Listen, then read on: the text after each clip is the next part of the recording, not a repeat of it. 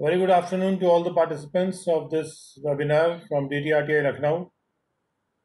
And today is the 8th of August 2020. I am Arvind Mishra, Deputy Director from DTRTI Lucknow, welcoming you to this webinar. And in this webinar, we are going to study final accounts. This is part 2 of the webinar on final accounts. And we are starting with matching principle.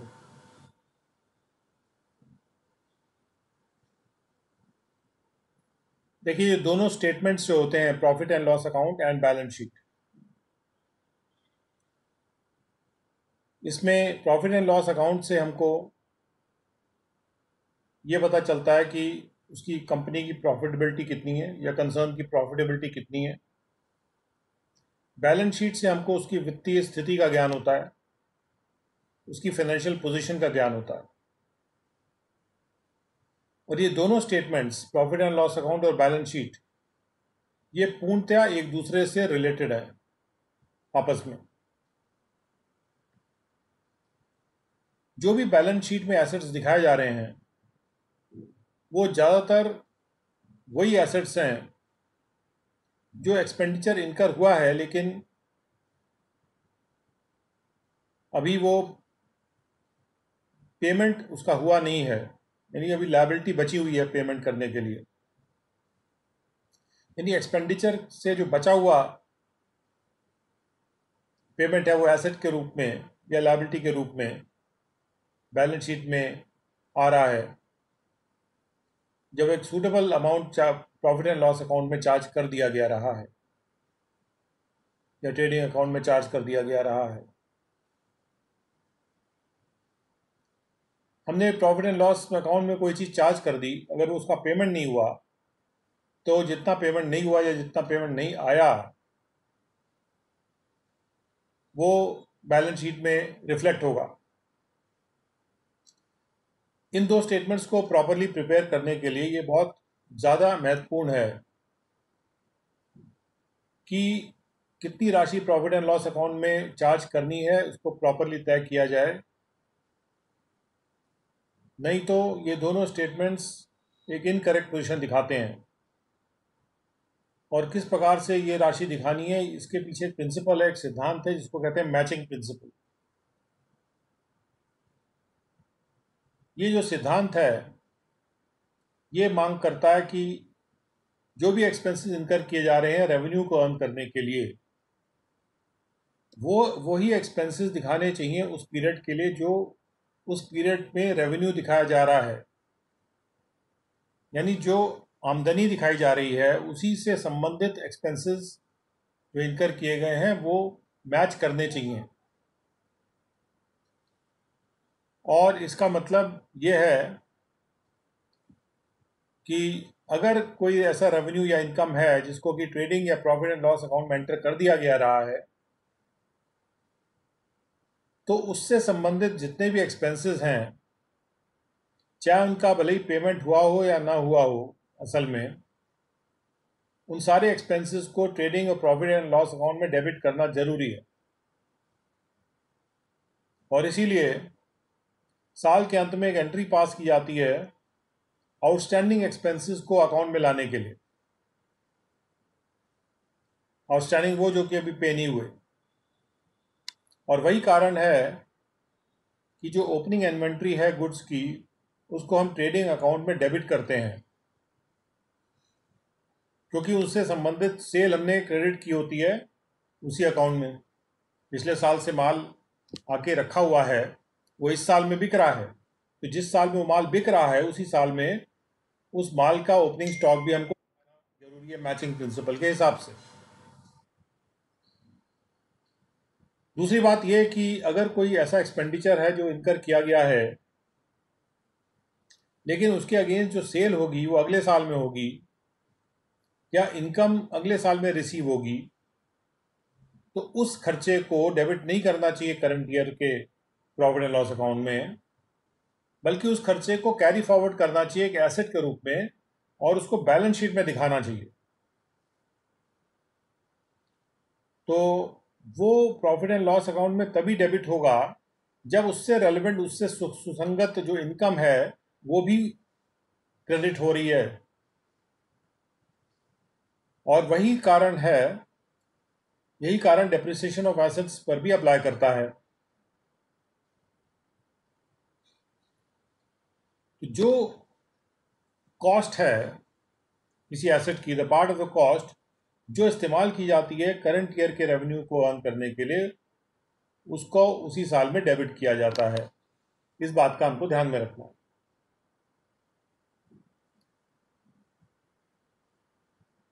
तीसरी बात यह कि अगर कोई income या revenue receive किया जा रहा है करंट ईयर में, लेकिन उसका जो कार्य करना है और उससे जो कॉस्ट होगी उसके रिस्पेक्ट में वो अगले साल इनकर होगी, तो अगर कोई इस प्रकार की इनकम एडवांस में रिसीव हो रही है तो उसको अगले साल की इनकम या रेवेन्यू में कंसिडर करना चाहिए, बजाय ना कि इसी साल के जब वो प्राप्त हो रहा है। तो इसलिए उसको बैलेंस शीट में दिखाना चाहिए कि वो एडवांस प्राप्त हुआ है और उसको इनकम के रूप में नहीं दिखाना चाहिए। और वो बैलेंस शीट में लायबिलिटी साइड में दिखाया जाएगा इनकम रिसीव्ड इन एडवांस के रूप में, और उसको प्रॉफिट एंड लॉस अकाउंट में अगले साल क्रेडिट किया जाएगा जब उससे संबंधित खर्चे हो जाएंगे या उससे संबंधित काम जो होना है वो होगा। जैसे अखबार और मैगजीन्स हैं, उनका सब्सक्रिप्शन एक साल एडवांस में ले लिया जाता है। तो जो सब्सक्रिप्शन का पार्ट न्यूज़पेपर या मैगजीन का उन कॉपीज के लिए है जो अगले साल में आएंगी, उसको इनकम रिसीव्ड इन एडवांस मानना चाहिए, ना कि इनकम मान लेना चाहिए न्यूज़पेपर कंपनियों के द्वारा। अब इसमें एक अपवाद है, एक्सेप्शन है। ऐसा प्रतीत होता है कि एक एक्सेप्शन है इस रूल का कि केवल वही cost, only such cost as have yielded और is expected to yield revenue should only be debited, कि ऐसी कॉस्ट जिससे रेवेन्यू मिलता है उन्हीं को डेबिट किया जाना चाहिए, और ऐसी कॉस्ट जिनसे रेवेन्यू एक्सपेक्ट नहीं किया जा सकता उनको डेबिट नहीं करना चाहिए। जैसे एग्जाम्पल के तौर पे, अगर एक आग लग जाती है और आग लगने से फर्म की प्रॉपर्टी डैमेज हो गई है, तो जो भी उसमें लॉस हो रहा है उसको प्रॉफिट एंड लॉस अकाउंट को डेबिट होना चाहिए उसी हद तक जो कि इंश्योरेंस से कवर्ड नहीं है। जो इंश्योरेंस से कवर्ड है उसको डेबिट करने की जरूरत नहीं है क्योंकि वो इंश्योरेंस से प्राप्त होगा। ऐसे ही एक लॉस जो रिजल्ट कर रहा है from the fall of the selling price below the cost के नीचे, अगर सेलिंग प्राइस किसी आइटम का नीचे आ गया और उसकी वजह से लॉस हो गया, या लॉस अगर इस वजह से होता है कि कोई डेट्स हैं जो टर्न हो जा रही, बैड हो जा रही हैं, और उनको भी इसी प्रकार से डेबिट किया जाना चाहिए प्रॉफिट एंड लॉस अकाउंट में। If this is not done the profit will be overstated. अगर हम इन डेट्स को नहीं डेबिट करेंगे, हमको ये नहीं देखना है कि इस डेट से हमको कोई इनकम प्राप्त हो रही है कि नहीं प्राप्त हो रही। वो डेट है, वो डेट बैड हो गई। अगर डेट बैड हो गई तो इसका मतलब कि जो भी खर्चे किए गए थे उन्होंने रेवेन्यू को यील्ड नहीं किया, जो एक्सपेक्टेड रेवेन्यू था वो नहीं आया। तो इसीलिए अगर इस प्रिंसिपल का ध्यान में रखा जाए, इस अपवाद को ध्यान में रखा जाए, तो इसी अपवाद के चलते बैड डेट्स को हम डेबिट करते हैं प्रॉफिट एंड लॉस अकाउंट में। इससे बैड डेट्स को हम अकाउंट फॉर कर सकें, उससे जो होते वाले लॉस को अकाउंट फॉर कर सकें। ऐसे ही अगर सेलिंग प्राइस के नीचे जाने से लॉस होता है तो उसको भी प्रॉफिट एंड लॉस अकाउंट में लाना है, नहीं तो प्रॉफिट हम बहुत ज़्यादा दिखा जाएंगे अपने खातों में। और इससे संबंधित जो एंट्रीज होती हैं उसको हम बाद में इसी यूनिट में, इसी डिस्कशन में आगे देखेंगे। अब आते हैं ट्रेडिंग अकाउंट पर। साल के अंत में, जैसे कि पहले भी हमने डिस्कस किया है कि ये ज़रूरी है कि हम नेट प्रॉफिट को असरटेन करें, पता लगाएं, या नेट लॉस पता लगाएं। हमारा एम क्या है कि नेट प्रॉफिट या नेट लॉस को पता लगाना, और इस पर्पज से हम पहले तो हमको ग्रॉस प्रॉफिट चाहिए या ग्रॉस लॉस चाहिए। तो ग्रॉस प्रॉफिट जो है वो डिफरेंस है सेलिंग प्राइस और कॉस्ट ऑफ गुड्स। जो भी गुड्स सोल्ड हुए हैं उनका क्या कॉस्ट था, उसमें उसको माइनस किया जाता है सेलिंग प्राइस से, और जो डिफरेंस है that is the gross gross profit. बिका हुआ माल की कॉस्ट क्या थी और वो कितने में बिका, उसके बीच में जो फर्क है that is the gross profit. और एक ट्रेडिंग फर्म के लिए जो बिके हुए माल की कॉस्ट है वो पता लगाई जा सकती है by adjusting the cost of the goods still on hand at the end of the year against the purchase। हमारे पास जो माल अभी रखा हुआ है उसकी क्या कॉस्ट है, उसको अगर हम परचेज के अगेंस्ट एडजस्ट कर देते हैं तो उससे हमको ये पता लगाने में सुविधा हो जाती है कि जो माल बिका है उसकी क्या कॉस्ट थी। और इसको इस प्रकार से किया जाता है कि हम लेते हैं ओपनिंग स्टॉक, उसमें हम अपने नेट परचेज यानी परचेज माइनस परचेज रिटर्न को जोड़ते हैं। उसके बाद जो भी डायरेक्ट खर्चे हुए थे परचेज से संबंधित उनको जोड़ते हैं। उसके बाद सेल हुए हैं उसकी कॉस्ट को घटाते हैं, और बाद में जो क्लोजिंग स्टॉक है उसको घटाने के बाद जो राशि आती है वो हमारा क्लोजिंग स्टॉक है। तो मान लीजिए कि पहले साल में हमारे जो नेट परचेजेस थे वो 1 लाख रुपए के थे, और 15,000 रुपये का जो माल था वो नहीं बिका। कॉस्ट पे अगर लिया जाए उसकी इतनी कॉस्ट थी 15,000 रुपये, वो माल बिका नहीं है eight the end of the year, यानी वो हमारा क्लोजिंग स्टॉक है। तो ये जो cost of unsold goods at the beginning of the year, जो हमारा नहीं बिका है माल, ओपनिंग स्टॉक हुआ वो अगले साल के लिए, तो वहां से शुरू किया जाए कि 15,000 हमारा ओपनिंग स्टॉक था, उसमें हमने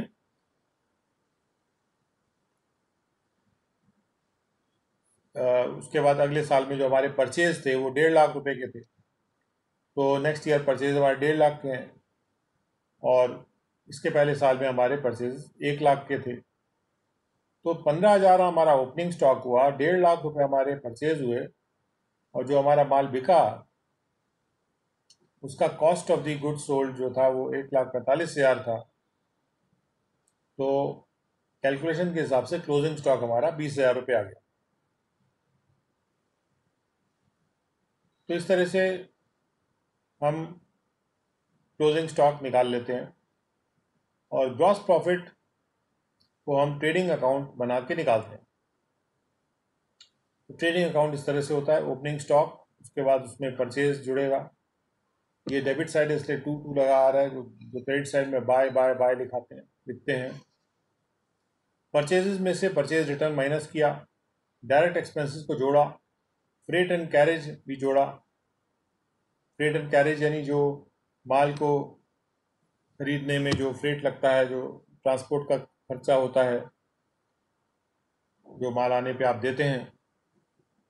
और उसके बाद सेल को जो प्राइस है जितने पे बेचा गया उसमें से सेल रिटर्न माइनस किया गया, और उसके बाद ये कॉस्ट ऑफ सेल नहीं है, ये सेल है, और क्लोजिंग स्टॉक उसके बाद इसमें जोड़ा गया, और जो उसके बाद जो डिफरेंस है दोनों साइड का वो हमारा ग्रॉस लॉस है, या फिर साइड में है तो ग्रॉस प्रॉफिट है।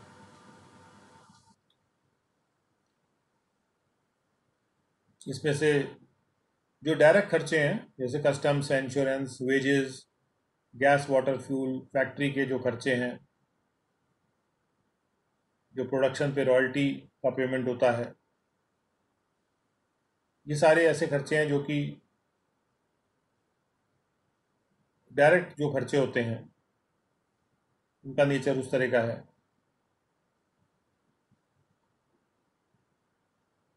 तो ये जो एग्जांपल दिया हुआ है उसमें जो नेट सेल आ रहा है हमारा after adjustment for sale return, वो 2 लाख, यहाँ पे आप देख सकते हैं।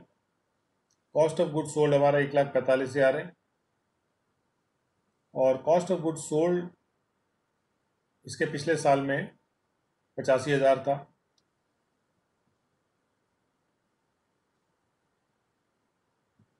और जो नेट सेल्स हैं after adjustment for sale return,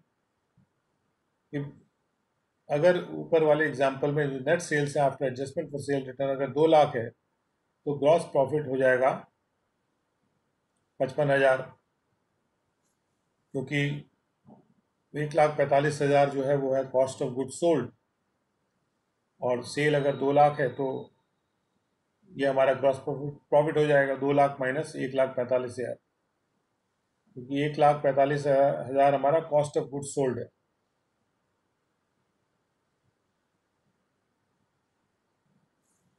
तो अगर हमारी सेल 2 लाख की थी तो हमारा जो ग्रॉस प्रॉफिट है वो 55,000 हो गया। इस प्रॉफिट को हम ग्रॉस प्रॉफिट कहते हैं, क्योंकि इससे हम इनडायरेक्ट एक्सपेंसेस अभी घटाने हैं हमको इसमें से, और उनको घटाने के बाद हमें नेट प्रॉफिट मिलेगा। अब हमारा अकाउंट इस तरह से आ गया कि ओपनिंग एंट्री हमारी थी, इन्वेंट्री थी 15,000 की, हमने परचेज किया 1.5 लाख रुपए का, सेल हमारा 2 लाख का है, क्लोजिंग इन्वेंट्री हमारी 20,000 की है। क्लोजिंग इन्वेंट्री निकालने का जो तरीका है वो यहाँ हमने दिखाया, ये 20,000 की क्लोजिंग एंट्री आ रही है, क्लोजिंग स्टॉक, क्लोजिंग इन्वेंट्री इसको कहते हैं। तो इसको निकालने का तरीका वही है कि ओपनिंग स्टॉक प्लस परचेजेस, उसमें से जो भी सेल हुआ स्टॉक उसका कॉस्ट जब घटाते हैं तब हमारा क्लोजिंग स्टॉक हमको मिलता है। ये क्लोजिंग स्टॉक एक्चुअल इन्वेंट्री के बेसिस पर भी निकाला जा सकता है। ये लिस्ट बना ली, उसके बाद उनका कॉस्ट ले लिया। अगर कॉस्ट नहीं पता है तो last in first out method से भी कॉस्ट निकाला जाता है। बहरहाल ये हमारा इस तरह से ट्रेडिंग अकाउंट हो गया, और इस ट्रेडिंग अकाउंट में आप देख रहे हैं कि बहुत ज़्यादा इसमें डायरेक्ट एक्सपेंसेस वाले अकाउंट इसमें शामिल नहीं किए, मोटा मोटा खर्चा शामिल किया हुआ है। तो जो पॉइंट्स याद रखने चाहिए ट्रेडिंग अकाउंट के सिलसिले में वो ये है कि जो ओपनिंग इन्वेंट्री है या ओपनिंग स्टॉक है और परचेजेज हैं उसको डेबिट साइड में लिखना है, सेल और क्लोजिंग स्टॉक को क्रेडिट साइड में लिखना है। अगर कोई डायरेक्ट खर्चे हैं तो उनको भी डेबिट साइड में लिखना है ट्रेडिंग अकाउंट के। डायरेक्ट खर्चे जो कि परचेज से रिलेटेड खर्चे हैं, और अगर क्रेडिट साइड का बैलेंस ज़्यादा है तो जो डिफरेंस आ रहा है उसको हम डेबिट साइड में लिखेंगे, ग्रॉस प्रॉफिट है वो हमारा। अगर हमारा डेबिट साइड का बैलेंस ज़्यादा है तो वो हमारा ग्रॉस लॉस हो जाएगा। और ये जो प्रॉफिट है, ग्रॉस प्रॉफिट या ग्रॉस लॉस, उसको कैरी फॉरवर्ड करके हमको लेके जाना होता है प्रॉफिट एंड लॉस अकाउंट में। और जो प्रॉफिट है वो क्रेडिट साइड में जाता है प्रॉफिट एंड लॉस अकाउंट के। अगर लॉस है तो वो डेबिट साइड में जाएगा प्रॉफिट एंड लॉस अकाउंट पे।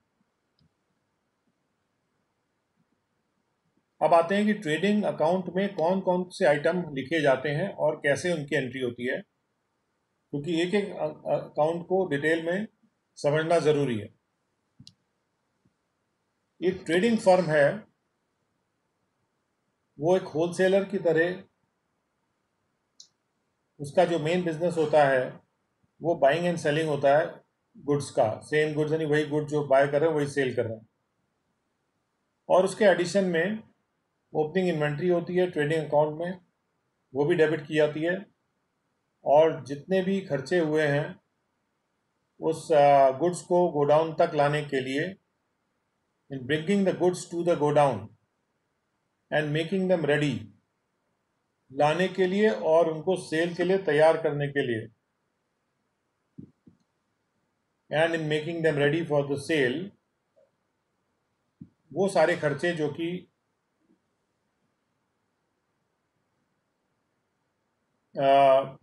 गुड्स को लाने के लिए लग रहे हैं और गोडाउन तक, और जो सेल करने के लिए, रेडी करने के लिए जो खर्चे लग रहे हैं वो भी डेबिट होंगे ट्रेडिंग अकाउंट में। जैसे उदाहरण के तौर पे जो भी फ्रेट दिया गया परचेज पे, या कोई कार्टेज धुलाई का पैसा, ऑक्ट्रॉय जो टैक्स होता है, एक स्टेट से दूसरे स्टेट में जाने में पहले ऑक्ट्रॉय लगता था, आजकल नहीं है, ये सब डेबिट होते हैं ट्रेडिंग अकाउंट में। और रूल ये है कि ये जो अकाउंट है इसमें वो सारे खर्चे डेबिट किए जाएंगे जो इनकर किए जा रहे हैं। Number 1, bringing the goods to the present location. Number 2, bringing the goods to the present condition. यानी location and condition, present location और प्रेजेंट कंडीशन में गुड्स को लाने के लिए जो खर्चा किया जा रहा है वो भी ट्रेडिंग अकाउंट में डेबिट होगा। अब अभी एक एक आइटम देखते हैं। ओपनिंग इन्वेंट्री जो है, क्योंकि ओपनिंग इन्वेंट्री वही है जो क्लोजिंग इन्वेंट्री थी लास्ट ईयर की, तो ये पिछले साल जरूर एंटर कर दी गई रही होगी। और इस क्लोजिंग इन्वेंट्री को लास्ट ईयर की अब हम ओपनिंग इन्वेंट्री के रूप में लिखेंगे, इसलिए ये हमको ट्रायल बैलेंस में मिलेगा। और इस आइटम को हम सबसे पहले रखते हैं डेबिट साइड में ट्रेडिंग अकाउंट के। अगर पहले साल है बिजनेस का तब तो कोई ओपनिंग इन्वेंट्री नहीं होगी, जीरो होगी। तो यहाँ पे ट्रेडिंग अकाउंट हम करें डेबिट और ओपनिंग स्टॉक अकाउंट हम करें क्रेडिट। ये एंट्री पास की आ रही journal entry. The journal entry here is that trading account will be debited and opening stock account will be credited. उसके बाद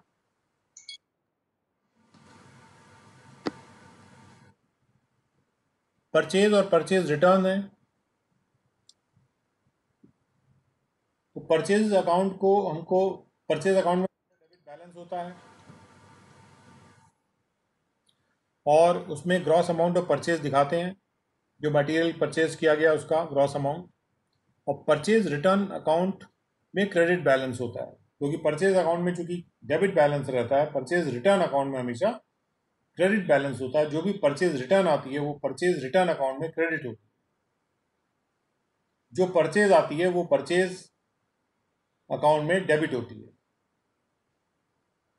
परचेज रिटर्न अकाउंट में वो परचेज जो रिटर्न बैक कर दी जाती है सप्लायर को, वो परचेज क्रेडिट की जाती है। तो ट्रेडिंग अकाउंट के डेबिट साइड में हमें नेट अमाउंट दिखाना होता है, यानी हमने दिखाई परचेजेस और उसके बाद परचेज रिटर्न उसमें से माइनस कर देते हैं, जो भी बैलेंस है उसका परचेज रिटर्न का उसको माइनस कर देते हैं। और इस तरह से नेट परचेज आ जाएगा हमारे पास।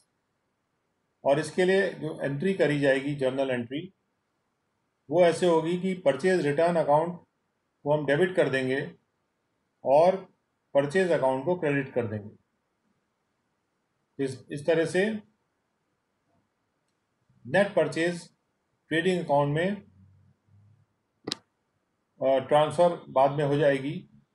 कैसे हो जाएगी कि trading account will be debited and purchase account will be credited. यहाँ क्रेडिट लिखा नहीं है, लेकिन trading account debit to purchase इस तरह से कहा जाता है। क्रेडिट बार बार लिखा नहीं जाता, कभी लिख दिया जाए तो गलत भी नहीं होता। तो यहाँ पर ध्यानपूर्वक देखेंगे अगर कि परचेज रिटर्न अकाउंट में जब क्रेडिट कर रहे थे हम लोग, तो फाइनली हमने क्या किया कि परचेज रिटर्न अकाउंट को कर दिया हमने डेबिट और उस मात्रा से परचेज अकाउंट को हमने कर दिया क्रेडिट। तो उससे क्या हुआ कि हमारी परचेज जो डेबिट हो रही थी वो क्रेडिट होने से कम हो गई और इस तरह से नेट परचेज हमारे पास आ गए। अब जो परचेज अकाउंट में बैलेंस है उसको हमने कर दिया क्रेडिट और डेबिट कर दिया ट्रेडिंग अकाउंट को पूरे बैलेंस, यानी पूरा हमारा परचेज अकाउंट चला गया, ट्रेडिंग अकाउंट का पार्ट बच गया। तो कभी कभी ये भी होता है कि गुड्स तो रिसीव कर लिए जाते हैं लेकिन इनवॉइस नहीं आया होता। माल आ गया, इनवॉइस आया नहीं है सप्लायर से। तो जब अकाउंट क्लोज किया जा रहा होता है तो एक एंट्री पास की जानी चाहिए to debit the purchase account and credit the supplier with the cost of the goods. क्योंकि माल आपके पास आ गया है तो आपको तो उसको अकाउंट फॉर करना है, आपके पास कोई कागज़ नहीं है, यानी कि इनवॉइस आपके पास नहीं आया है। अगर इनवॉइस नहीं भी आया आपके पास तो आपको तो पता ही है कि कितने का माल आपने खरीदा था। तो परचेज अकाउंट को कर दीजिए डेबिट और सप्लायर को कर दीजिए क्रेडिट, अगर आपने अभी पेमेंट उसका नहीं किया है। क्योंकि इनवॉइस नहीं आया तो ये मान सकते हैं कि आपने पेमेंट उसका नहीं किया गया होगा। आपके द्वारा। अब आते हैं कैरेज और फ्रेट इनवर्ड या फ्रेट। ये जो आइटम है इसको भी ट्रेडिंग अकाउंट में डेबिट किया जाता है, क्योंकि ये खर्चा इनकर किया जाता है मटेरियल को फर्म के गोडाउन में लाने का और उसको यूज के लिए अवेलेबल कर देने का। ये खर्चा है कैरेज और फ्रेट इनवर्ड। हाउएवर, अगर कोई फ्रेट या कार्टेज किसी भी एसेट पे बेच दिया जा रहा है, मान लीजिए कोई आया एक ऐसा आइटम, अगर गुड्स जो हमारे गोडाउन में आ रहे हैं जो हम बेच रहे हैं उसके संबंधित अगर फ्रेट या कैरेज है, कैरेज इनवर्ड है, इसको कैरेज इनवर्ड भी बोलते हैं, तो वो तो अकाउंट में डेबिट होगा। लेकिन अगर कोई एसेट आपने खरीदा है, जैसे कोई मशीनरी खरीदी है या फर्नीचर खरीदा है और उसका फ्रेट या कार्टेज आपने दिया है, तो वो एसेट की कॉस्ट में जुड़ेगा, ना कि वो ट्रेडिंग अकाउंट में जाएगा। It should be added to the cost of the asset and not debited to the trading account. और फाइनली जो हमारे पास एंट्री इसमें आती है, कैरेज और फ्रेट इनवर्ड अकाउंट को हम कर देते हैं क्रेडिट और ट्रेडिंग अकाउंट को कर देते हैं debit. So by this entry, we are transferring the balance of the carriage of freight inward account to the trading account.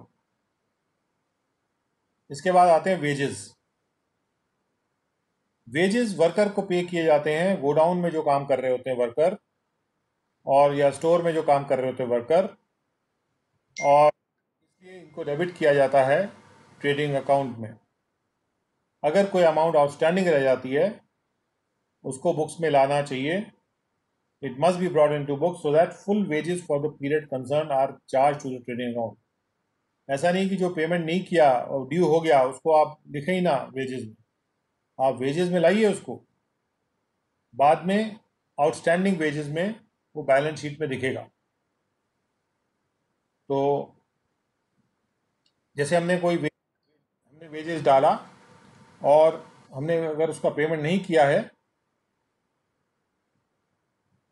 उसका अगर हमने पेमेंट कर दिया तब तो ठीक है, पेमेंट कर दिया तब तो वो वेजेस पे हो गया। अगर हमने पेमेंट नहीं किया तो जिसको पेमेंट करना है उसका अकाउंट को हम डेबिट कर देते हैं।